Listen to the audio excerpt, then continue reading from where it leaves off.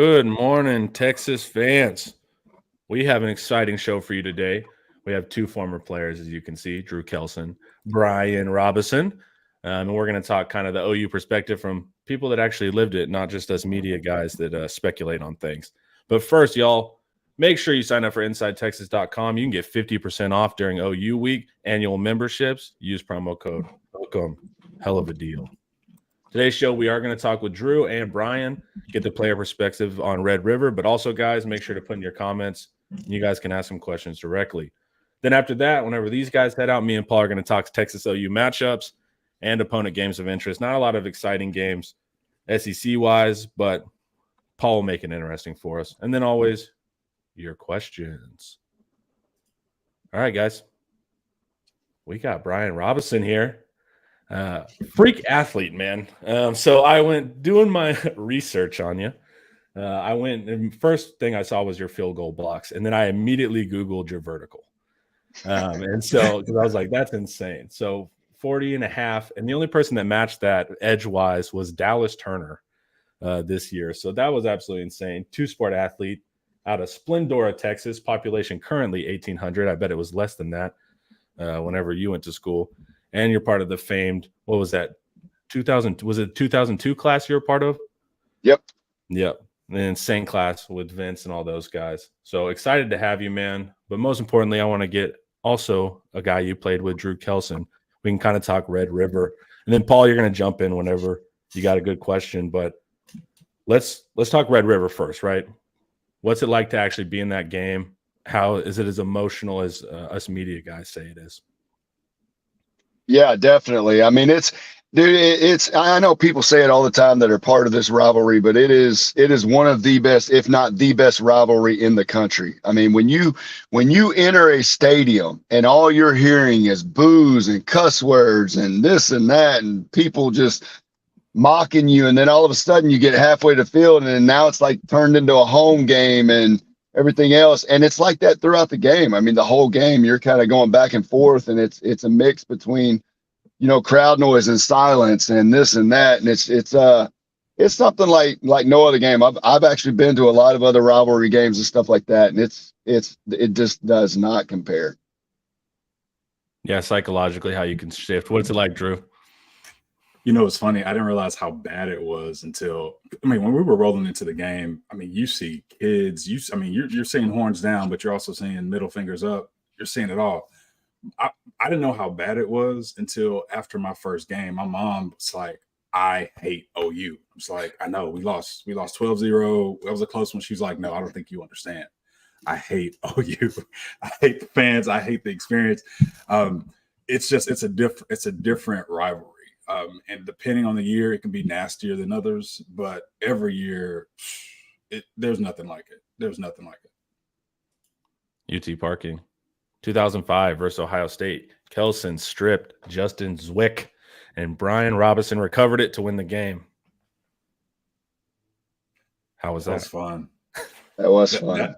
That's probably one of the, as far as road games go in my career at Texas, they're playing a night at Ohio State, being a part of that play, but also just that defense. We played against a great defense that day. And so for us to make a big defensive play against that team was really cool. But yeah, good scoop, B-Rob. You should have scored. I know. If I was a better athlete, I would have. That's definitely what you lack, Brian. Athleticism. That's what it was. Yeah. Got left in the gene pool somewhere. Maybe my son got it. Yeah, right. I do want to ask you favorite Red River memories. We know the classic one, right? Wherever you knocked Rhett Bomar back in time. But was that your favorite? I have to offer a comment on this, Connor, because I didn't realize it till you watched the full clip. Yep. If you picked a guy on that Texas front, and that was a very good Texas front, but if you picked one guy that you would leave unblocked with a running start to hit your quarterback on the blind side, would that person be Brian? Because you were unblocked on that. You want to know what the crazy thing was, Paul? The crazy thing was that wasn't the first, second, or third time that happened in that game. Like, they left me unblocked numerous times, and I got to him, and dude, I had 3 or 4 shots on him in that game where I just teed off on him. And that just happened to be the one time where we made him hold the ball just a split second longer. And that was the nail in per se coffin for sure. Yeah. If you're a quarterback and there's a slide protection on, get rid of the ball, especially Absolutely. when unblocked. Good heavens. Yeah, did We you got guys some talent on overload? that team, Paul, but he is literally the last person on that entire roster you want with a clean shot coming off the edge from size, speed, explosion. No, that wasn't right. It was right for that game, but just wasn't right in normal society. What you Why did were a they leaving smart you thing on that unblocked? play. You did a smart thing on that play. You hit him in the body. Yeah. You could have done whatever you wanted, right? You could have ended his day, but you were like, "Hey, let's like make a play. Let's get the football." And then Absolutely. Rod got the thick 6. Yeah. Scooting with them straight legs. Yeah, my understanding is that they were timed him with a sundial and not a stopwatch. Is that true? Nah, I think he ran like 4.4 on that touchdown, He man. did, actually. He was pretty fired up. Why did they leave you unblocked? Was it slide protection? You got matched up with a running back, or what were they? Why would you do that schematically? Leave you as a Yeah, free I mean, I think the problem was we kind of ran some blitzes at them throughout the game, and I think they were getting in a mode where they thought they could get the ball out quick. And like I said, I mean, it was 2 or 3 times in that game that they actually ran that same exact slide protection, sliding it away, and we just did a good job on that one of basically, you know, running the blitz, and then all of a sudden we dropped an extra guy out. And when we dropped the extra guy out, I think it actually caused Rhett Bomar to just hold that ball for a split second because he saw him flash into coverage. And you can't do that on a slide protection when you're going to leave a guy scot-free. So he held it for that split second, and it was too late by the time I got there. Yep, and now we have a classic play that is still being played. I'll be interested in hearing how these guys feel about what Sark has done with the program versus how it was with Mac. That's interesting. What do you got? And also, too, I can piggyback on this. You guys saw what it took to be an elite team. How are you guys feeling when you see this team? Is it similar to that year? Is it too early to say something like that? Is the depth similar? Kind of how are you guys feeling about this team compared to when the last truly elite Texas squad? Go ahead, Drew. I think from a kind of combining with the question about Mac, I think one of the main things, and B-Rob could probably, we knew we wanted to win and we knew how to work, and we were a close-knit team. I think now Sark is intentional about building those things.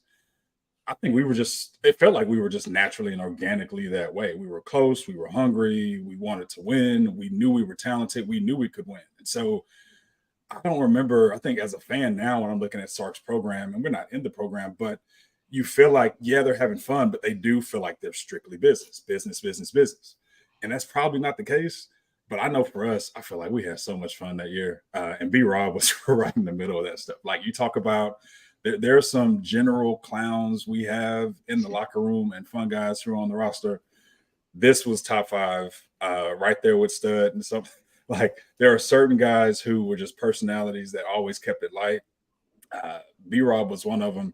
And I think when you have a combination of talented guys who are hungry, connected, but have fun, like this is still a game. I mean, it's still fun. Like you can go back and watch the clips of the game and you're still making fun of people. I mean, guys are making big plays and you're still talking about how they got cracked back on. Like we're not even watching the results of the play in a lot of times. So that's what makes it fun, is when you can just have fun with your teammates, but also know you're building something, but you're also locked in and you're also doing all the things you know to just be great the next week.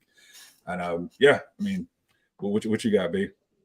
Man, I think for me, you know, I don't know the locker room dynamic of what Sark and them got going on. You know, we're not in that locker room dynamic, but I do know from what has been spoken outwardly, but not only Sark, but also the players, there's an attitude around the building, right? Like you had a great year, you know, and I compare it to us with the back-to-back Rose Bowls, right? We had a great year coming off a Rose Bowl win. We were happy about that, but we knew where we wanted to get back to, right? But the whole offseason, it was like building upon our success. Whereas with Sark and them, you make it to the college football playoff, and the whole offseason, they're angry. the whole offseason, it's about being angry. It's not good enough. Like we're trying to be on top. So to me, I think keeping that team motivated is a big deal. Also, I look at this team and I look at the talent level of this team, man. Like I know it could be argued all day long, but me and Michael Griffin had this on air last year on Longhorn Network. Like this team may be more talented than when we played in '05, man. I mean, when you look at just every position group across the board, I mean, easy to point out wide receivers. Like we had some talented wide receivers, but this team legitimately has like 6 big time wide receivers.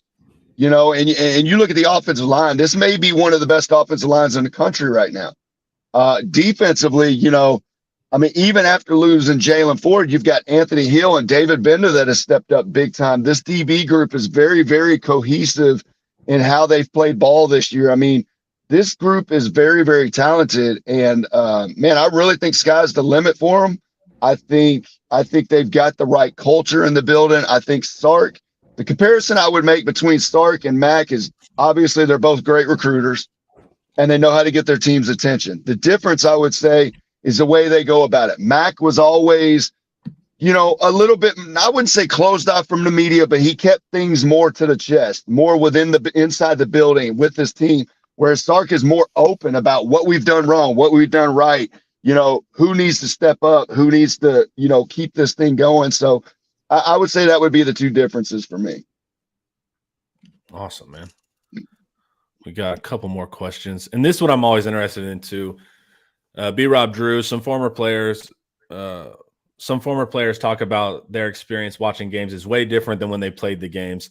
What's that like for this game specifically? It is funny when you'll hear, fans will get mad about something at the game. And while players are currently playing in college, at least, they'll kind of be like, what is up with this obsession, man? Like, we're just working, And then you see the transition from the former players when they turn into fans, and you've seen them tweet like, man, I didn't know you got this nervous during games and stuff like that. I always think it's interesting, the switch going from when you guys were on the field to now you guys are just fans of the program and you have no control of the outcome. What's that like, Drew?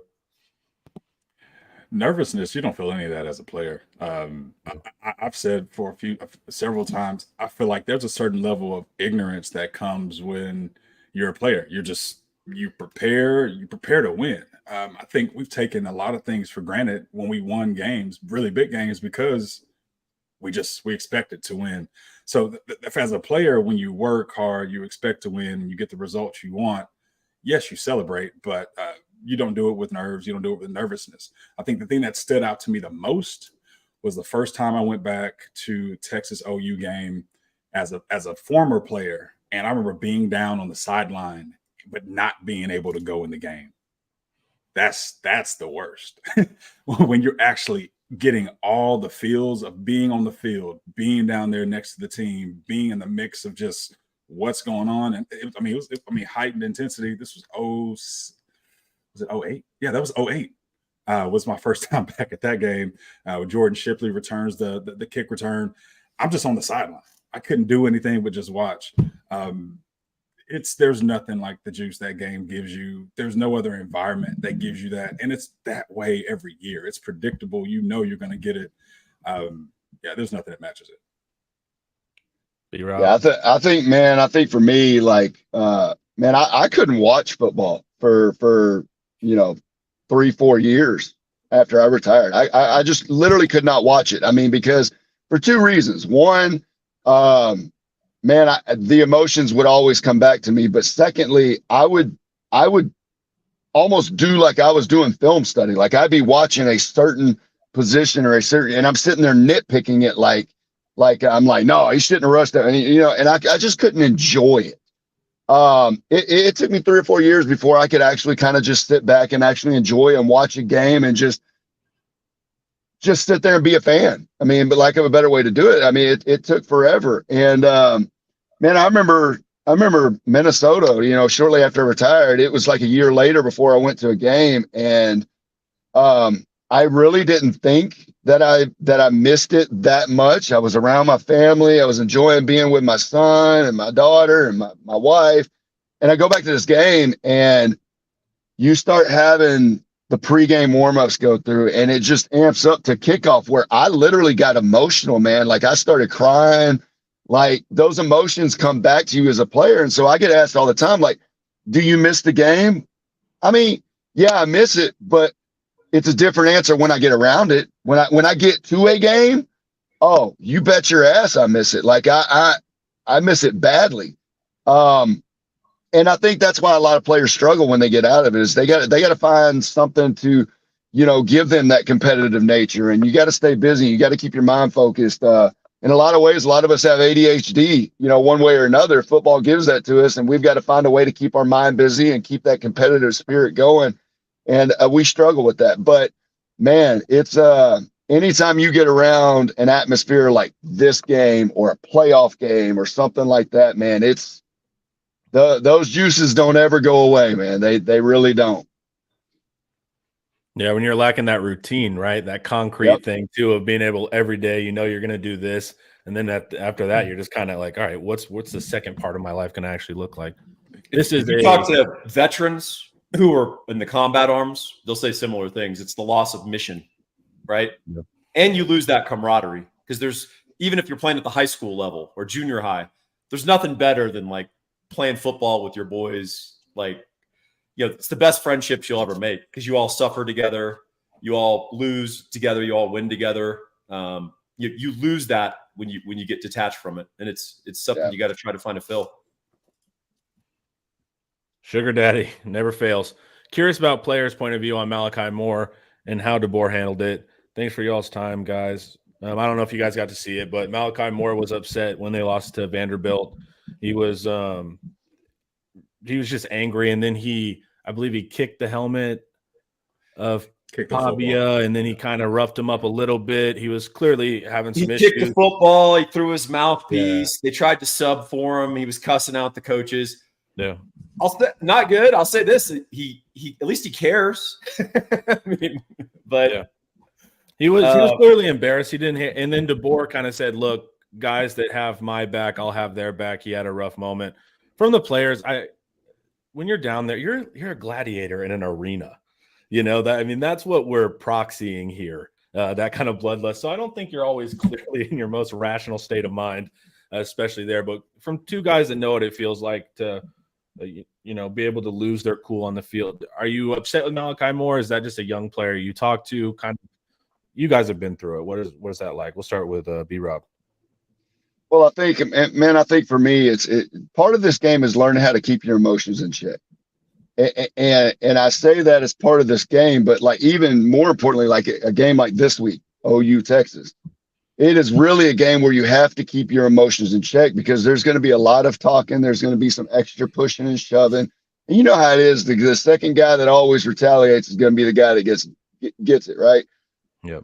You said something, and it's very true. You want to see emotions out of a guy when it comes to a loss. Like you don't want somebody to just be okay with a loss and move on, but you also don't need to go there because that could be the difference between a guy tearing a team down and a guy that's trying to lift a team up. Like, hey, you know what? We lost this one. We got to move on. You should show that you care. But kicking helmets, to me, that's the difference between showing you care and showing a temper tantrum.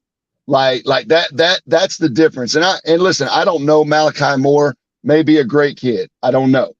But my point is like somebody's got to get that in check because there's going to come a point where what happens if it gets worse?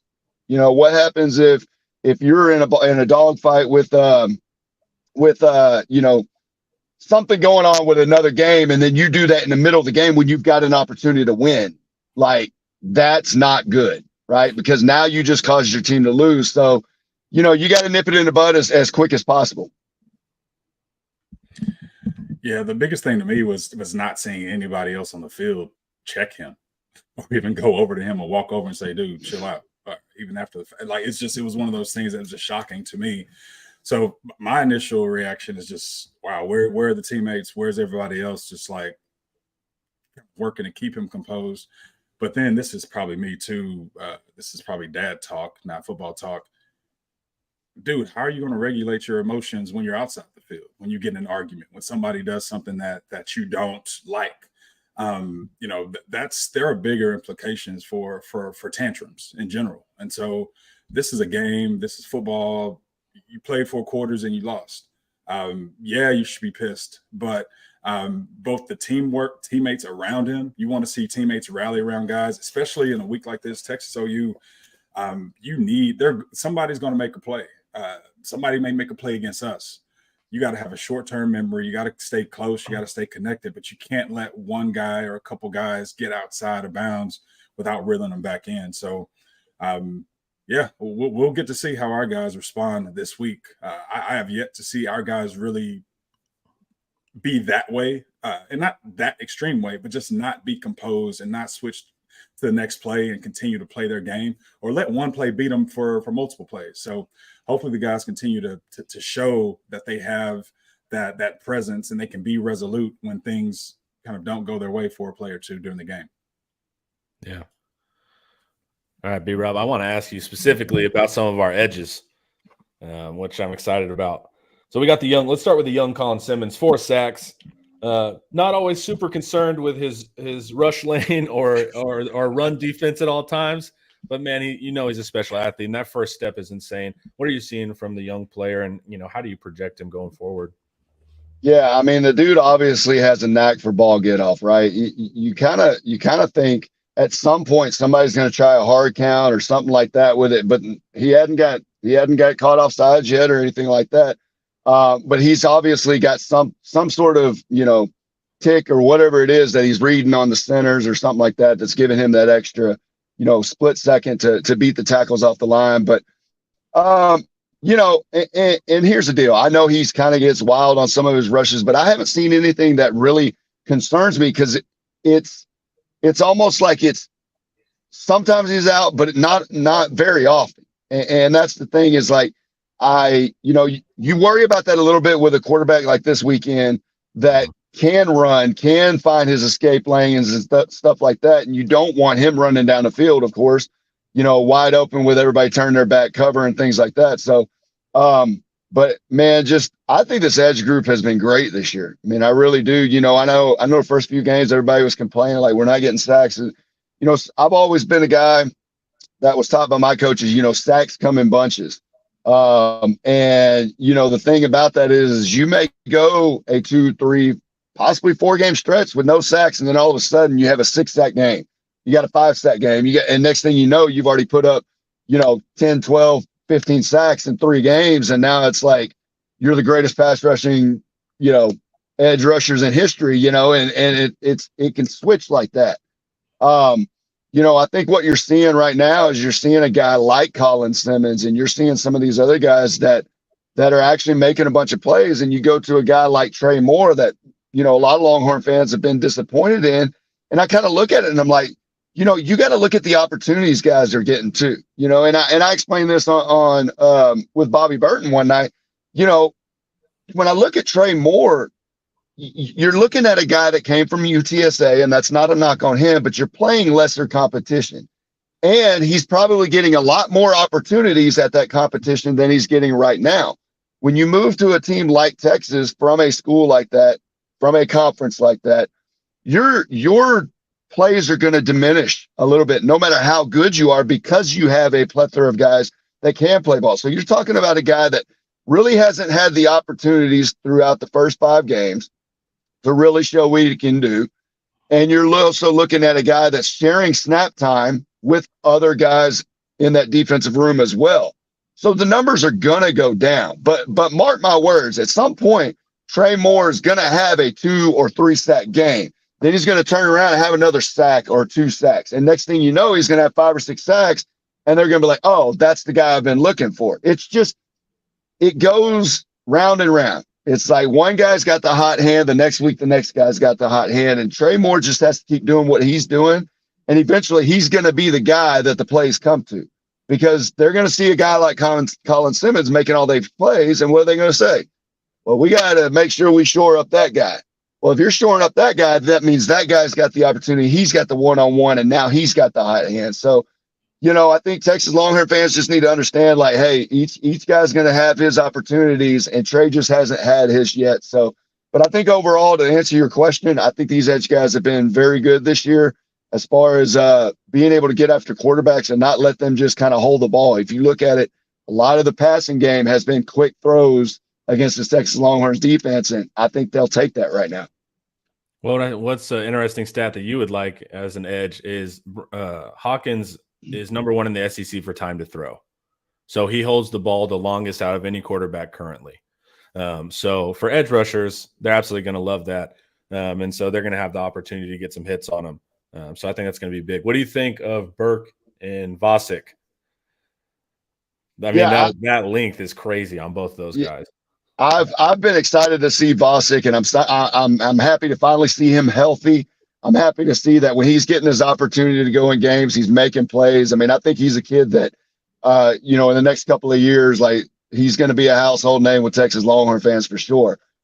Burke is one of those guys that just honestly, to me, is like a Swiss Army knife. He can do a little bit of everything. And, you see him drop into coverage. You see him be able to rush the passer. You see him be able to kick down inside and give it a little bit more of an interior rush. So he's been a guy that I guess in a way, he's taller, but he kind of would be a guy compared to me. In the NFL, that's what I did. I would kick down inside. I'd be outside, may stand up at linebacker, do a lot of things. And, the NFL and football in general, the more you can do, the more you can be utilized. And I think that's what you're seeing out of Ethan Burke is he's a guy that can do a little bit of everything. So I think these two guys are definitely a very valuable commodity for this Texas Longhorn defense. Yeah. See, and B-Rob was stronger and more explosive than every tackle he had to face. So that's the one thing that he had over. Just not everybody's you, B. This dude is just built different. A final question. So say you're going into Red River, you're facing 2 tackles. Michael Tarquin is actually pretty good, USC transfer. But what are you doing whenever you're scouting throughout that week? What are you looking for in offensive tackles? How are you going to beat them? Are you looking at their get off? Are you looking what pass rush moves you're going to do? How do you look at that matchup as a top D end? Well, I mean, for me, it was always you had to break things down, right? You had to. So for me, the first day of the week was always looking at run game. Like, what do they do in the run game? What formations do they like? What runs do they do out of those formations? Is there any certain tick that a tackle or a center or anybody gives, more weight on their hand, less weight on their hand, something that gives me an idea like, hey, this is run versus this is pass. And normally you can find that tick, whether it's a stance, whether it's a, distribution of weight, whatever it may be, there's going to be some sort of tick that gives you an opportunity to know whether it's run versus pass. So that's the first thing. Second thing is you start looking at the formations, you start figuring out, okay, what runs do they like out of these formations? What runs are going to come my way? How are they going to block this up? Right. So that becomes a whole different nuance. Now, what I would be doing for this game with OU is I would be looking for those runs to see how to defend that. But then secondly, when I go to the pass game, I'd be saying, okay, here's what I got to know. Number one, we all know that the quarterback can run. Where does he like to escape? Is it the B gap? Is it outside? Is it the A gap? Where is he looking for his first opportunity when the pocket collapses, where he's going to go to? All right. I got to know that.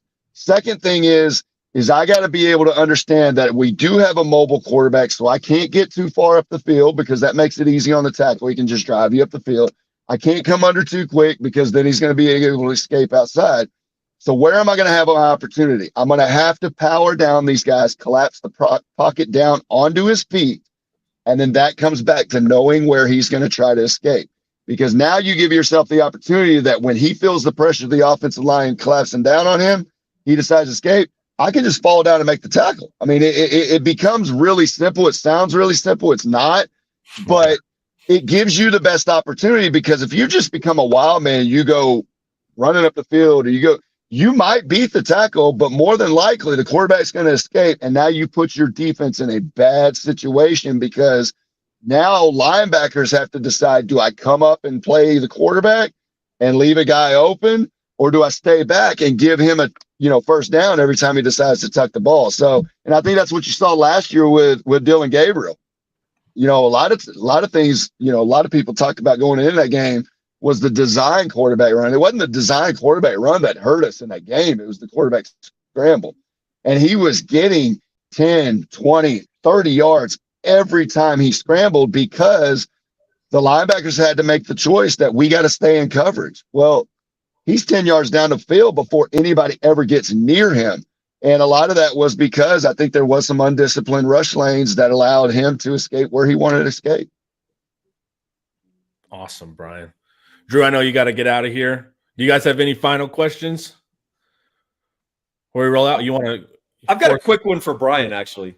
Yeah. So there's a phenomenon you probably have noticed of young quarterbacks, both in the college game and the NFL. They're emulating Patrick Mahomes of the retreating pocket.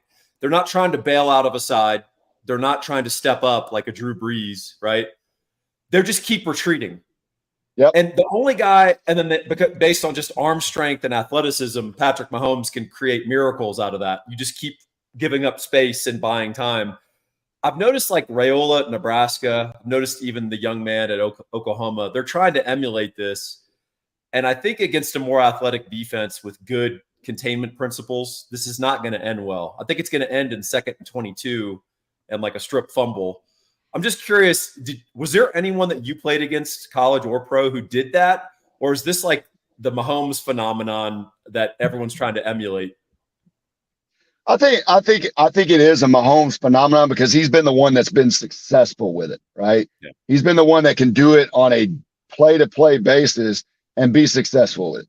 Cam Newton used to do it a little bit. Like, we used to always love going against Cam Newton because we knew he wasn't a guy that liked to get the ball and step up in the pocket. He was a guy that would get the ball, and instead of, a 5-step drop, he may drift back to 10, 12 yards, right? So, yeah. And that had just allowed us to go back to what I said you don't want to do against a running quarterback. Against Cam, you did, because you knew if you could beat the tackle around the corner, Cam was going to be back there somewhere.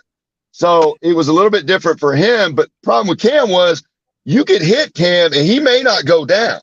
Like, he's big enough to take those shots.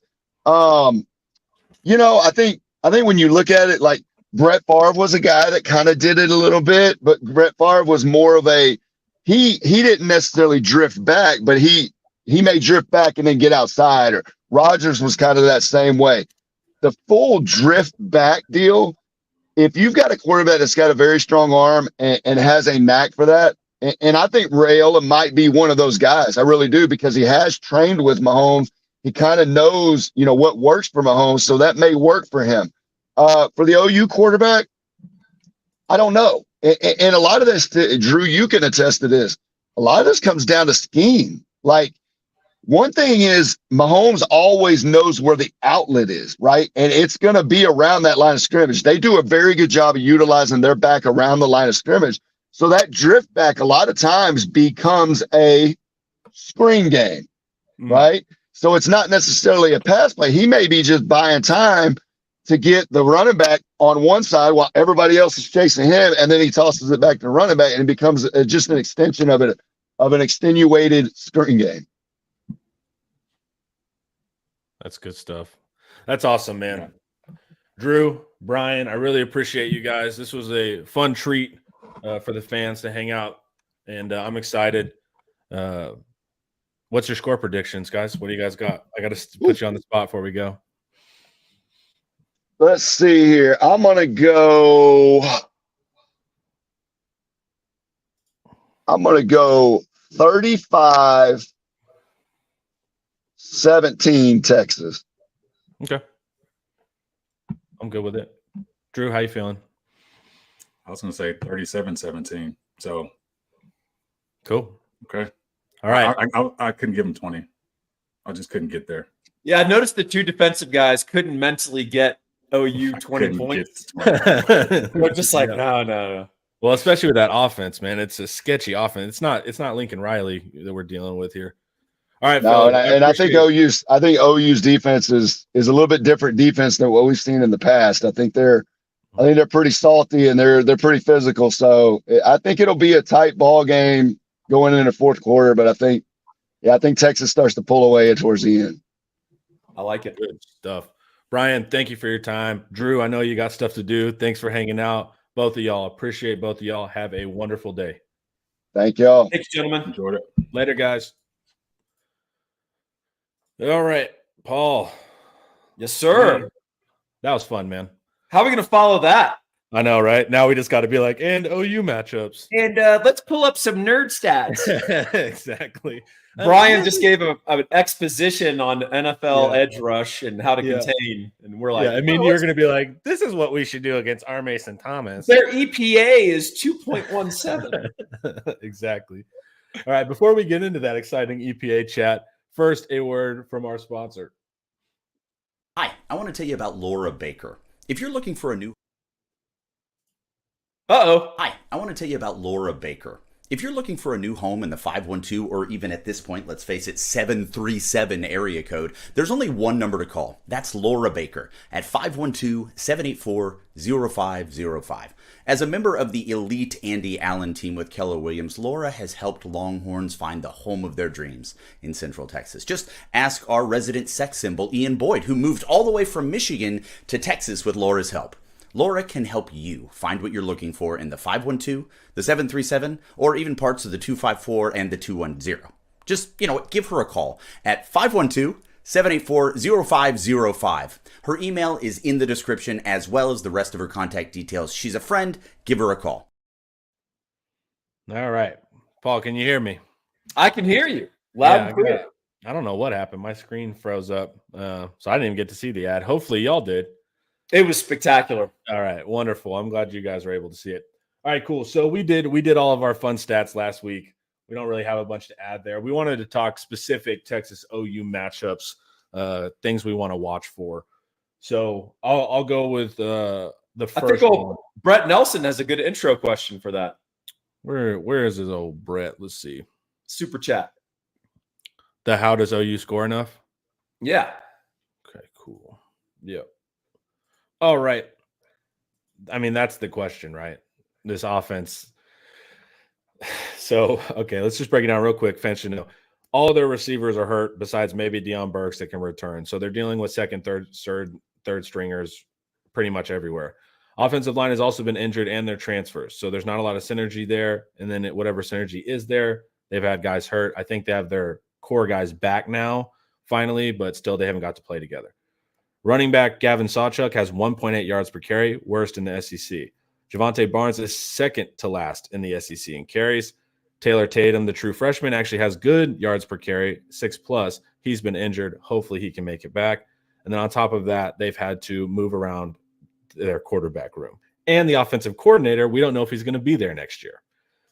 So in what world is this offense supposed to function well?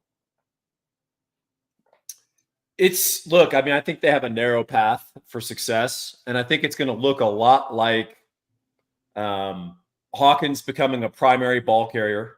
I think they're going to run the ball quite a bit.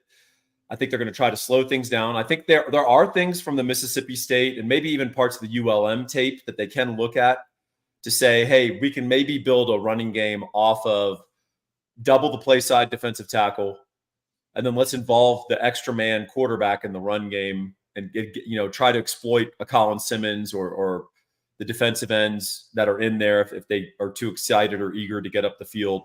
And let's have some misdirection and eye candy in the backfield. They've had 2 weeks in the bye. Their offensive coordinators had 2 weeks to Google Service Academy plays. Right. And I think they're going to run like jet sweep misdirection. They're going to have some quarterback follow, which is where you play side double the defensive tackle.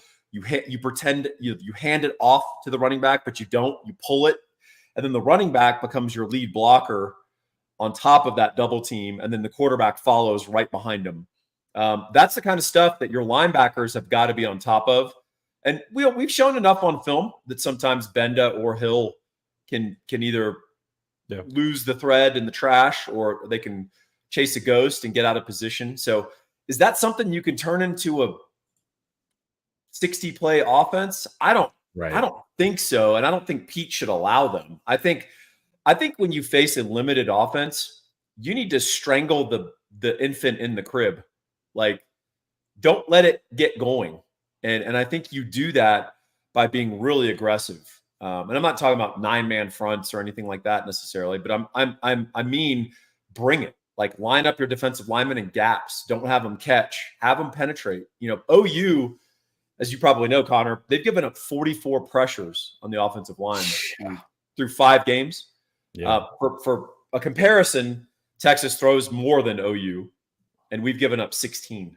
Right. So it's a different world if we can get them into predictable passing downs. But where OU will see success is if they can kind of scheme us and we get a little conservative. So, if OU goes 5 wide and it's 3rd and 5, hey, it's quarterback draw.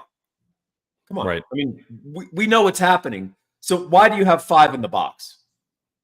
Yeah. Like, if you don't fear their receivers, go man up across the board and then late drop an extra man in the box. And if they want to run that quarterback draw, it's going to go from, 3rd and 5 to 3rd and 9, right? Yeah. But, don't concede these things and be like, hey, we're winning just because we're not giving up a big play. Because to me, OU's offense is winning if they're getting first downs, possessing the ball, and eating clock. Yeah. And their center is undersized SMU transfer, Branson Hickman. He's the worst run blocker in the SEC. So also what you can do is mug a linebacker or do a little bear front, but don't let him double people. Because if you make him go one-on-one, he's going to lose in the run game. And so that's also a way to go right through the heart of that line in the run game if you make sure that he can't help out guards because he can't hold his own. And here's the thing, Connor, if you bring pressure up the middle and you do a good job on the edge and your edges can really run and pursue, which we have, and you have a lot that you can play so they're not getting winded from the emotion of the game, especially. If you get immediate pressure, Hawkins is a young quarterback. He's going to try to escape out the side. Right. If your edge is playing that correctly, it's either a pressured throw on the move or a sack every time.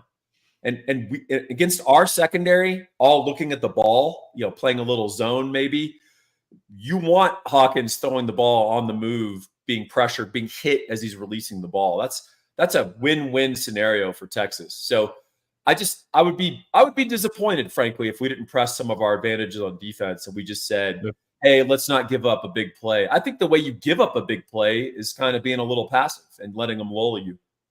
And we've been guilty of that a ton, right? And I could see that happening though, right? Because the only thing this offense has been able to do is hit explosives. They can't be consistent. They're not able to operate an offense down after down. So they've had to hit the fade ball versus Auburn. They've had to do a crosser to Petaway. He's had to run.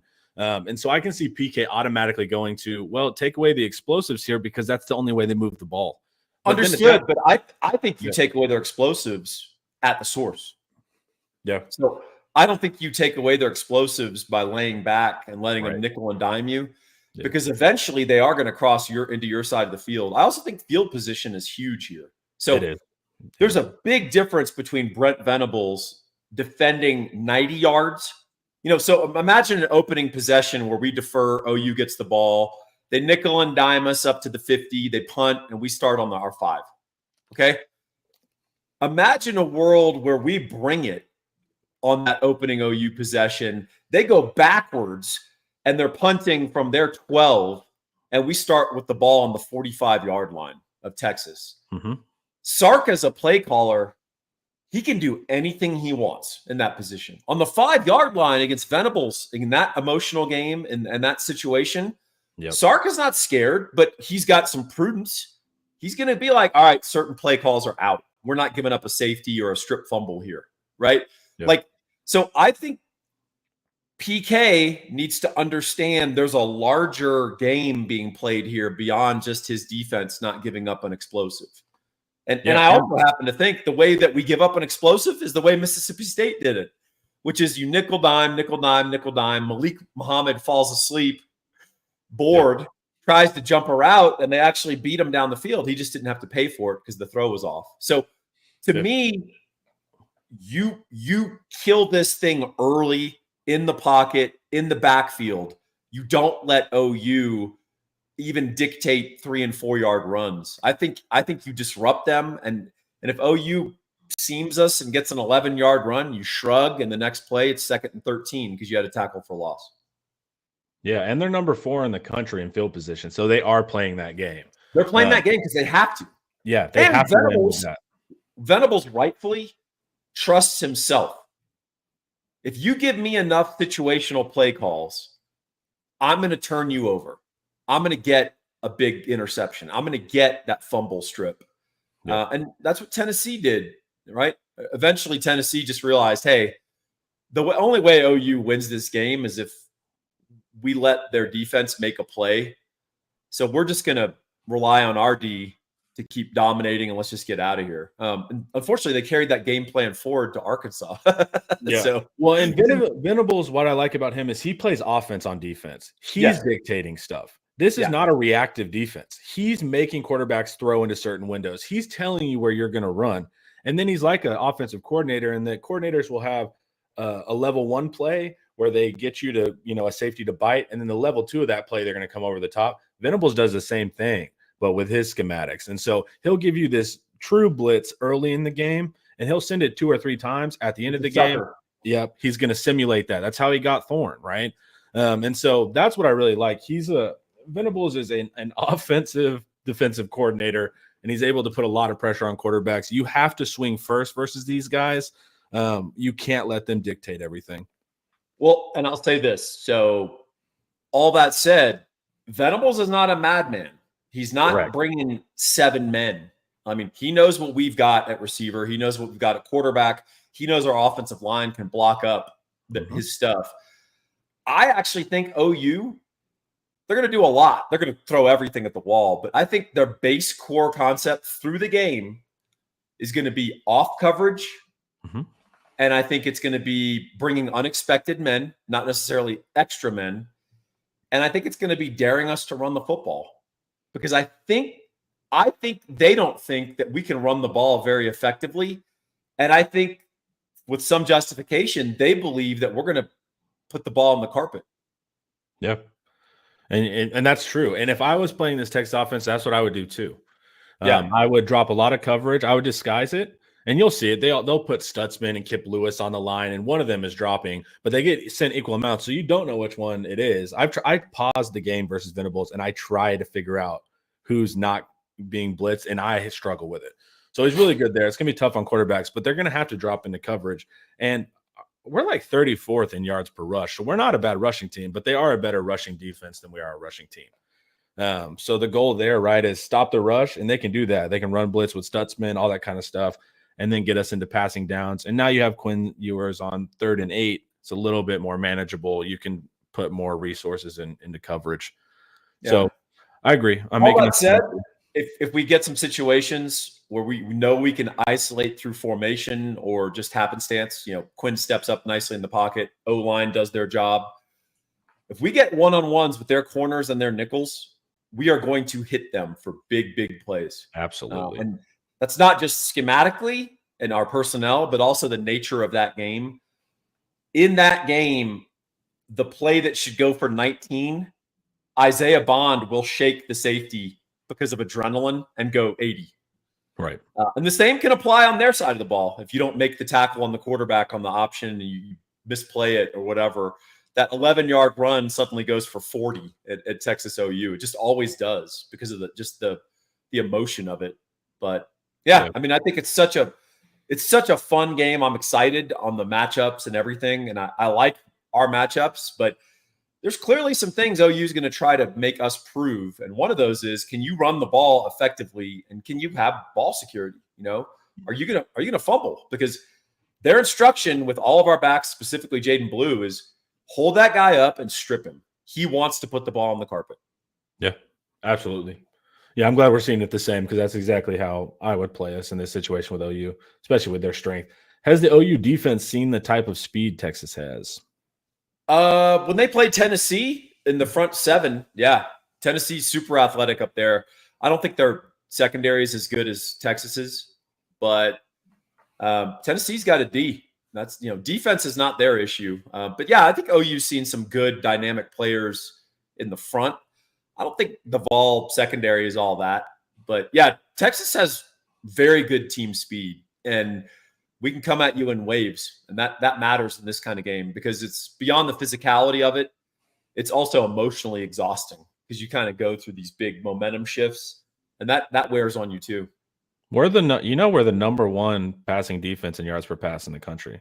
Oh yeah, but part of that's because we've really improved, but part of that's because we haven't played light schedule. I mean, even I looked up, played a good schedule. Yeah, I expected us to be in the 30s or something. I was like, oh, we're number one.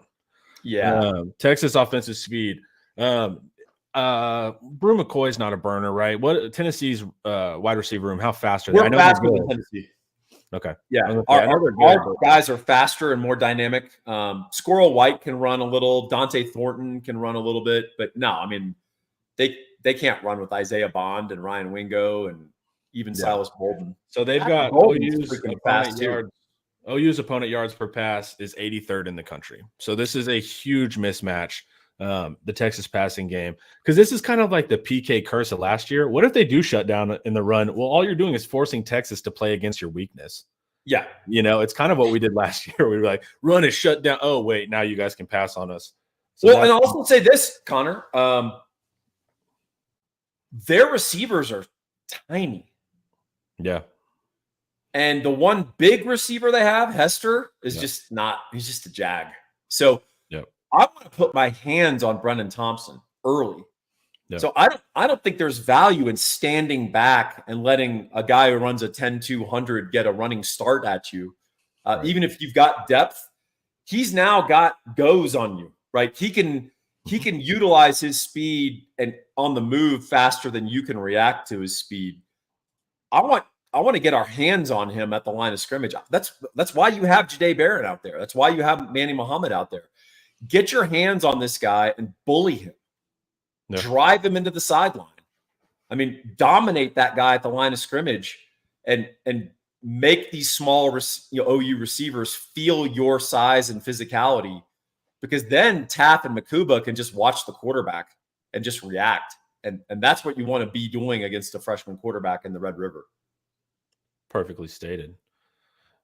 And guess what, Paul? We have another elite guy to talk about here. You're damn right. You need to get your hands on this guy's phone number. Gabe Winslow, 832-557-1095. Gabe is a Texas X. He is boiling with OU hate right now, but he's going to take that energy and he's going to put it to constructive uses for you. Speaking of construction, like home construction, you're building a house, you're buying a house, you need to refi your house, give Gabe a call, 832-557-1095. Huge supporter of all things Texas, including this very fine YouTube show. And we want to thank him. Thank yourself and do yourself a favor and give him a call. He's really good at what he does, and you won't regret it one bit. Good stuff. What will be interesting is to watch Jacoby Johnson, right? Because they moved that corner over to the wide receiver room. He's got good size, 6'2". And then he played receiver and corner in high school. Now, but OU feels confident with him. But also, can you learn the entire offense and be a playmaker in 3 weeks? Well, that's the thing about Hawkins is he slims the playbook up anyway, right? That's true. So Jacoby Johnson's out there to run a stop route, a post, and a fly. So, that's his route tree. His route tree is a palm tree. So I think that's something that you have to be aware of if you're Texas, that this guy's not going to be running nuanced 18-yard drag comebacks, right? Yeah. So just understand that it's going to be real basic. And your job is to prevent Hawkins from escaping the pocket and constrict. And as Brian Robinson said beautifully, get at his, and the goal is to end up with your controlling the blocker, pushing him into his feet. And if everyone's doing that, he's going to try to escape or he's going to try to float back. He's going to try to escape out a side, which is his preferred side. And we'll know what that is based on film study. I don't know it off the top of my head. He runs to the right. He runs right. Okay. Yeah. So we know that. And then we also know he likes to fade back because every young quarterback thinks he's Patrick Mahomes and is not. So when you have that information, that really impacts how you pass rush. And OU's offensive line has been a sieve. So I just think there's a huge opportunity for mischief, draw and holds, batted balls, off balance fadeaway throws, which they're not going to end well against our defense. That's our secondary is too disciplined. They're too smart. And I think guys like Taff and Makuba, as much as we can, we want to keep their eyes on that quarterback. And we want our corners out being physical, getting up in their face, and we want to bring it, man. And you know, we want to free up Anthony Hill to go be a disruptive athlete, not necessarily, you know, a big diagnostician of option football, right? Right.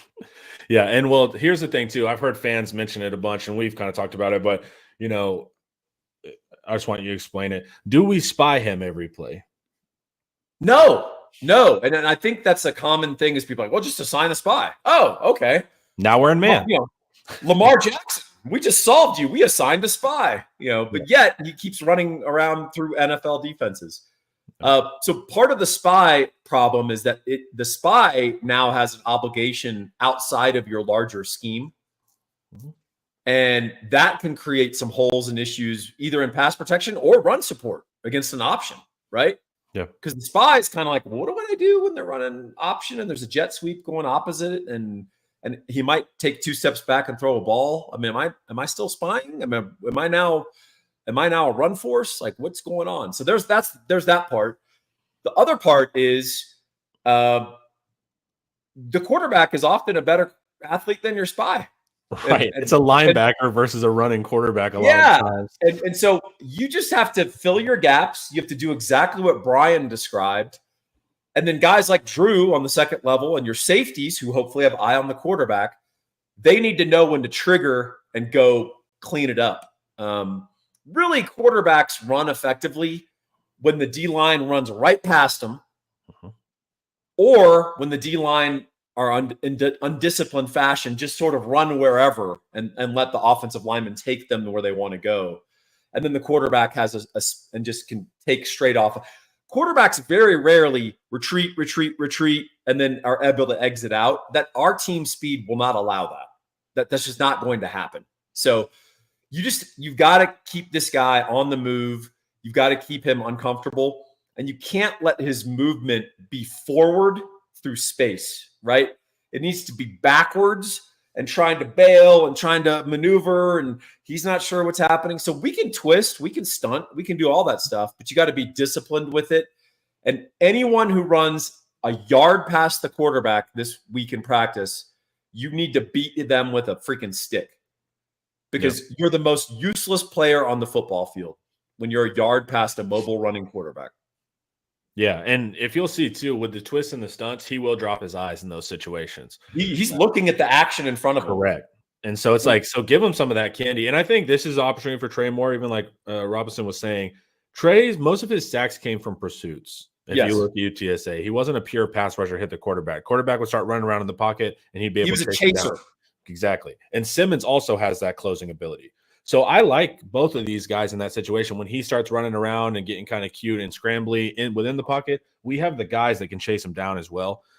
You just don't want to give him that clear B gap like Auburn, and he just can go right up the middle. If you blitz, so for example, Anthony Hill had a bad blitz against Mississippi State, and it was a single back. Van Buren is catching the ball. It's a pretty clear quarterback draw situation, by the way, like contextually. And then they have a spread out, a bunch of receivers. Anthony Hill blitzes, and Hill, the rule on blitzes is very straightforward. If it's any sort of running or mobile quarterback or any sort of goal line situation where it could be a draw, right? It is, I can go through a blocker or inside a blocker. I don't run around a blocker to try to get the quarterback. Because the minute you go around, he's going right through there. The quarterback runs in a straight line. And hey, fastest distance between 2 points is a straight line. And that applies to a football field. So what you want to do is run through the blocker and push the blocker literally into the quarterback so that he has to pick a direction. The minute he starts to go laterally, now the rest of your defense is in pursuit. And now they're engaged, right? Yeah. Or you run through the guy and just push him into the quarterback. Or if you go inside, the quarterback expels and he tries to flee out the side. Now he's going laterally. He's going horizontally. Your defense, they're going to do their thing and everyone starts to pursue. So that's the key for defense is if you can look, I can tackle Ricky Williams if he's heading to the sideline perfectly straight, like horizontal. The minute he starts to turn his shoulders, I am getting trucked 100% of the time. You'll die. Yeah, I will die. You'll tear both ACLs and you'll die. That's it. But if you can get really fast or really strong or really fast and strong guys moving sideways, they're not a problem. They're just not a problem as long as you've got your spacing, you've got your edge contained. You can tackle those guys, and it's just not a big deal. So I think the bigger thing is Hawkins is going to feel I have to do stuff to win this game. Correct. Hero ball. And we have got to make his situation so uncomfortable that he's making panicky bad decisions. And he hasn't really done that yet. Yeah. But Texas OU is a different animal, as Brian and Drew so eloquently attested. Yeah, his superpower is he hasn't turned over the ball. That's what's made them good. But if you start realizing, we're going to lose Red River, they start pushing a little bit more. All right, let's hit this real quick. And then do you have time to do games of interest? I don't know if you have a... Yeah, I do. We can stay extra if the chat is enjoying it. Cool.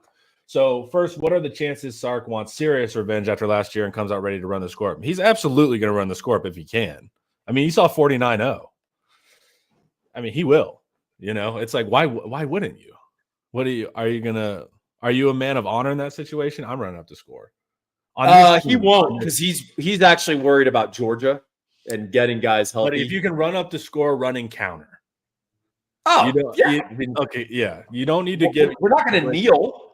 Right. But it's like we're not going to kneel the ball on the late third quarter if we're up by 28. But also, Sark, like you said, Georgia's coming, and if it's fourth quarter and we're up by a lot, the second and thirds are coming in. But yeah, I mean, look, the Michigan game was pretty instructive, right? Yeah. We went into halftime and the game was over.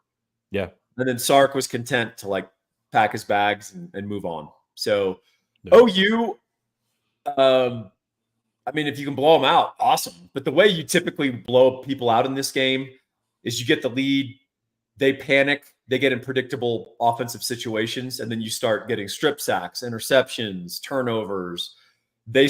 Everything starts to cave in on your world, and then all of a sudden you're putting the ball in peril, and then you're getting Brian Robinson free hits on your quarterback, and he's dying on the field as Rod Wright sprints into the end zone.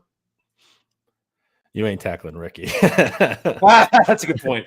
I was trying to illustrate something through hyperbole, but the point is, even a really good player, if he's going sideways, a pretty pedestrian player can get him on the ground. Yeah, it's just the angle that you're able to create there. All right, cool. Let us look at the games of interest. To be honest, they're not that interesting.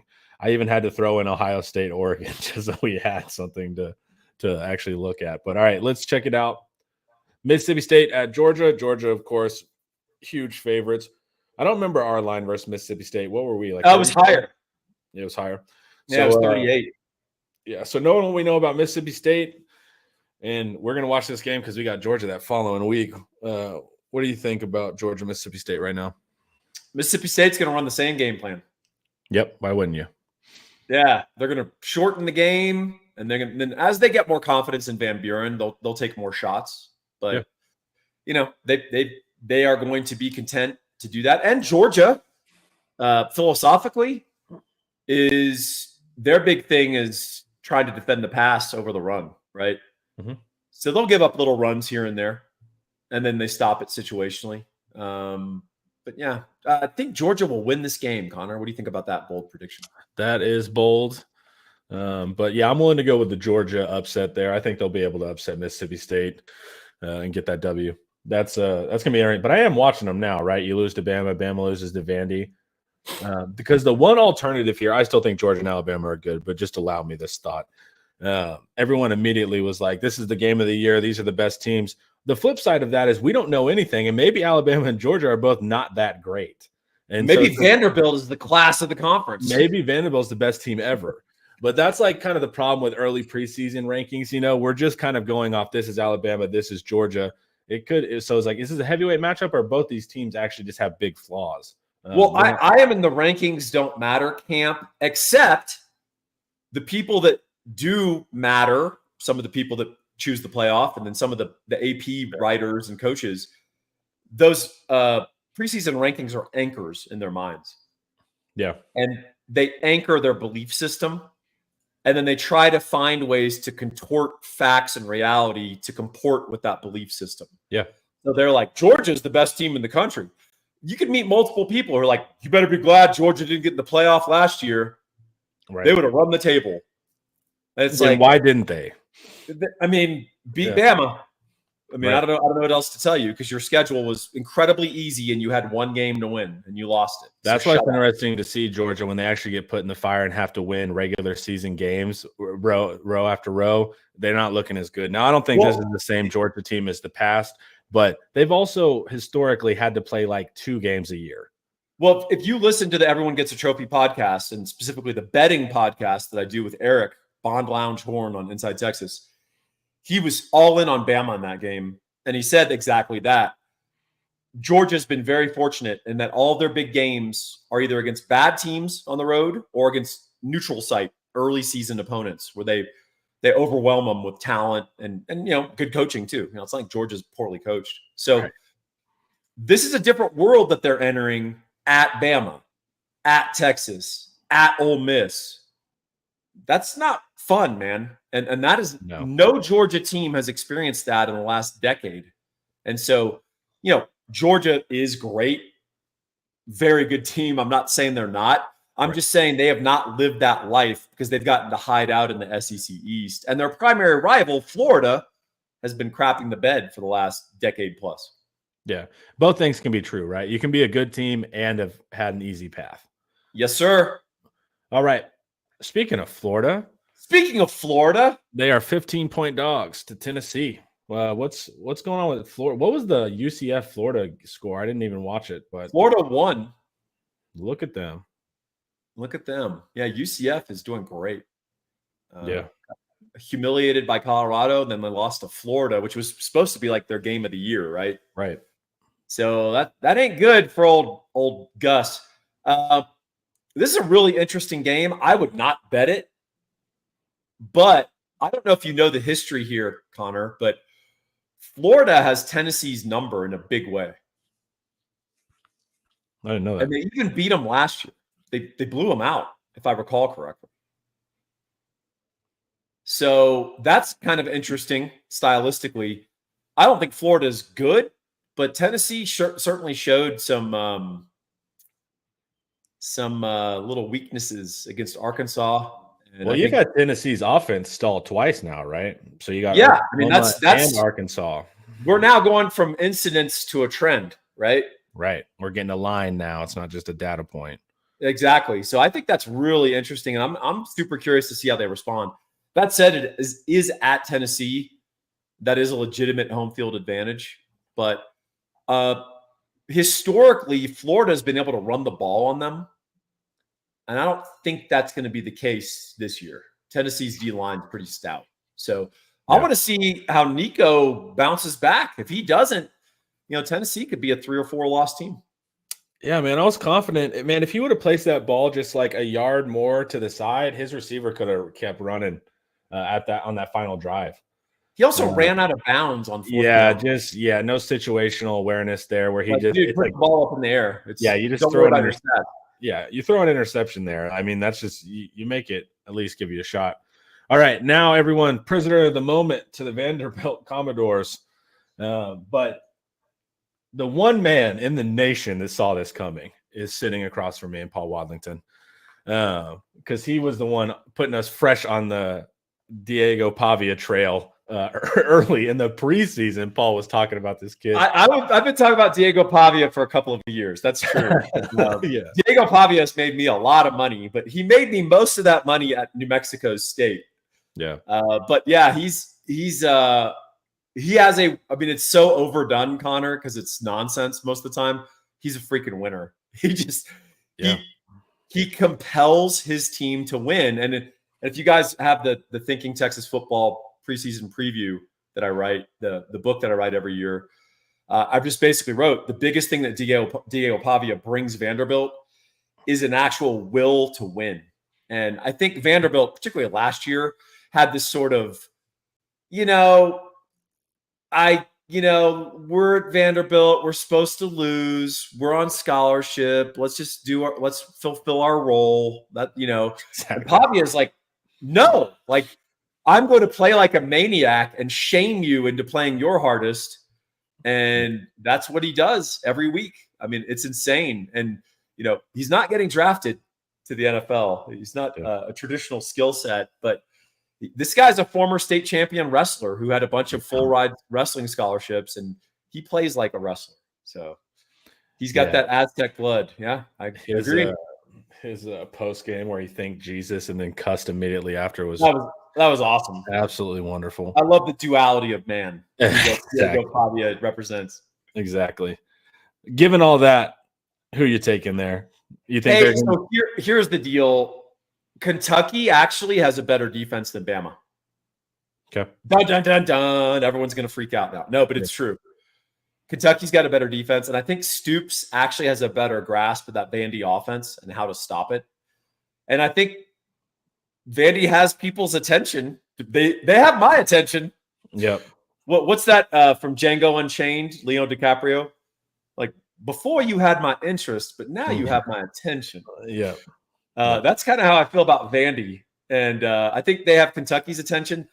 I will not bet on this game. I certainly won't count on anyone to cover 13.5 on Vandy right now. But I think Kentucky should win the game just because I think they do know how to defend that system and that approach. Can Kentucky score enough? Yeah, I mean, Vandy's defense played inspired against Bama, but Vandy's defense isn't good. So Kentucky should be able to get enough at home. But, I mean, I would expect a really competitive, fun game. Who would have thought Vanderbilt, Kentucky, if you're cruising channels, might be like a must-watch? Especially for us, right? Because these are two teams that can trap game us. We're playing both, and both of these teams have a path to victory against Texas if we don't bring it. So, yeah. So I'm definitely watching because both of these teams are going to be sketchy to play. So I am glad Vandy got their upset out of the way. That's important. Vandy did get their big upset out of the way. They've had two this year, actually. Virginia Tech in the opener. Yep. Kentucky coming off a bye. And remember, they laid an egg against South Carolina. Yeah, they did. But then, so I wrote them off. And then they started playing Georgia close and then I'm like, okay, we actually still have to pay attention to them. I mean, yeah, they played Georgia close and they beat Ole Miss. They beat the hell out of Ole Miss. Yeah. Like physically dominated them. So that big high flying offense got worked. Yeah. So yeah, Kentucky's D is no joke. But the big issue for them is getting points up on the board. All right, and so we are not playing Ohio State or Oregon until the playoffs, that is. But that's right. We're playing both in the playoffs. Yeah, my knowledge of the Big Ten is limited. Sometimes I'll watch like half a game on Saturday of the Big Ten, so I've barely watched these two teams. But Ohio State's the only one with a potential claim on taking that number one spot as well. So, Paul, you got any insight on these two teams? I got zero. Yeah, I like Ohio State on the road to win. I think that defense travels. I think Will Howard will be protected in that game, and they're just going to run the ball, play defense, and then occasionally throw a jump ball up to their freak freshman receiver, who, if you have not seen, he's like, it's often hyperbole. People are like, this freshman could play in the NFL. I think this guy could play in the NFL. And we've got a couple of them this year that can play in the NFL right now, which is insane. Yeah, I mean, it's nuts. But I like Ohio State. I bet them on a forward line, so I'm only giving up 1 point because I thought Ohio State was going to crush Iowa. And then I thought Oregon would, not destroy Michigan State. So I thought this line would shift. It did. So I got early on that one. I don't like giving up 3.5 on the road to any good team, obviously, but I like Ohio State. And I think you're going to see the leveling issue of Dylan Gabriel. So why is Dylan Gabriel in his 6th year of college football if he's so good at quarterback, right? Because he doesn't have a good arm. He's undersized. I mean, but he's a good college quarterback, right? Yeah. But he doesn't project to the NFL. No. So I think Ohio State brings a defense that's going to force him to make throws and do things that he is not, that will expose why he's not an NFL draft pick, right?